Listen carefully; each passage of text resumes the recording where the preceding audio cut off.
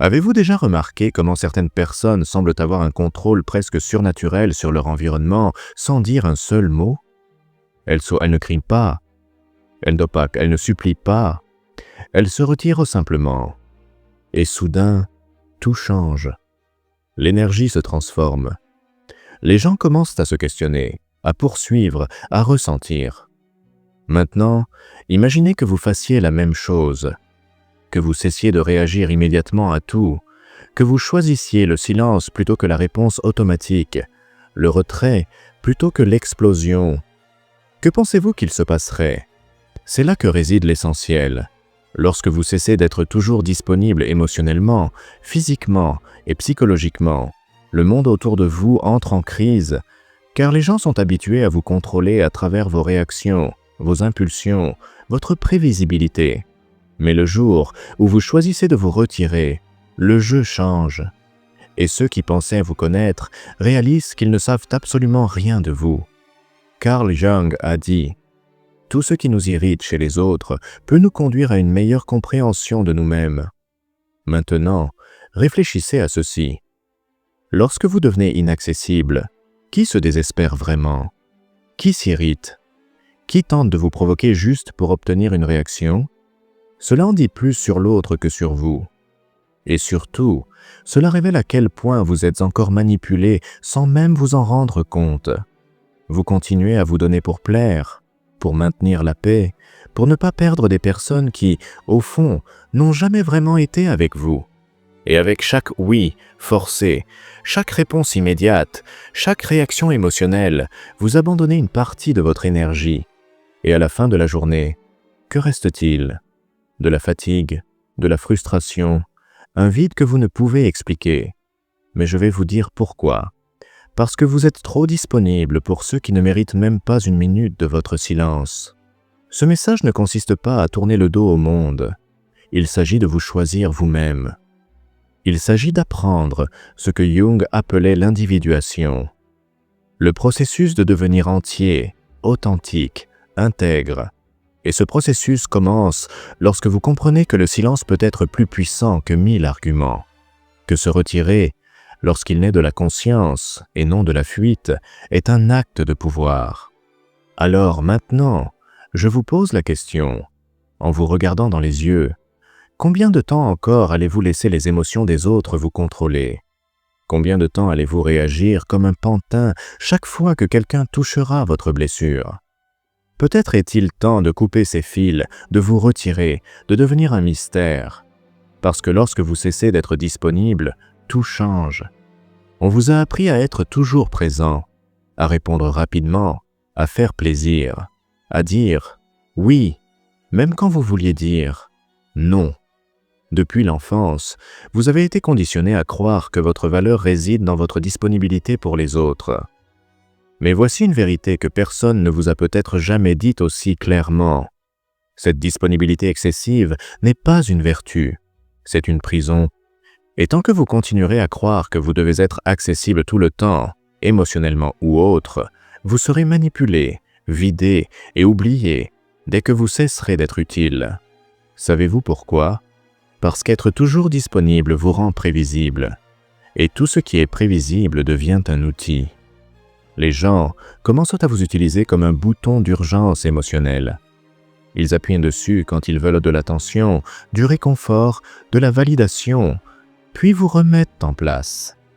Mais vous ne vous en rendez pas compte, car vous êtes piégé dans l'illusion qu'être présent pour tous fera que quelqu'un sera présent pour vous. Mais cela ne fonctionne pas ainsi.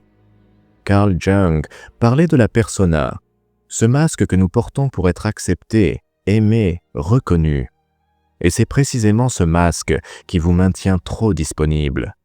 Vous dites que vous allez bien alors que vous vous noyez. Vous répondez au message immédiatement, même quand vous êtes épuisé. Vous vous expliquez, vous vous justifiez, vous vous défendez comme si vous deviez quelque chose au monde. Mais la vérité, c'est que plus vous vous placez au centre de la scène des autres, plus vous disparaissez de la vôtre. Être disponible tout le temps est une forme subtile d'abandon de soi. C'est une manière déguisée de chercher l'approbation, d'éviter le rejet, de tenter de contrôler l'image que les autres ont de vous. Mais ce contrôle a un prix, et ce prix, c'est votre paix. C'est votre énergie vitale distribuée comme si elle était infinie, alors qu'en réalité, elle est limitée, très limitée. Les personnes qui veulent que vous soyez toujours disponible ne vous veulent pas vraiment. Elles veulent ce que vous leur apportez. Validation, compagnie, distraction, réconfort émotionnel. Mais lorsque vous changez, lorsque vous posez une limite, lorsque vous refusez de réagir, ces mêmes personnes s'irritent, vous accusent, disent que vous êtes bizarre. Ce n'est pas parce que vous avez changé, c'est parce que vous avez cessé d'être fonctionnel pour elles. Et voici le point le plus cruel. Plus vous êtes disponible, moins les autres vous valorisent. Parce que ce qui est trop abondant devient un chiffon émotionnel. Personne ne respecte ce qu'il n'a pas besoin de mériter. Personne ne valorise ce qui est toujours là. Alors maintenant, arrêtez-vous et réfléchissez. Qui mérite vraiment votre temps? Qui mérite votre attention, votre présence, votre écoute? Ou mieux encore, qui mérite votre absence? Mais avant de répondre, nous devons comprendre quelque chose d'essentiel. Pourquoi réagissons-nous autant? Pourquoi cédons-nous si facilement?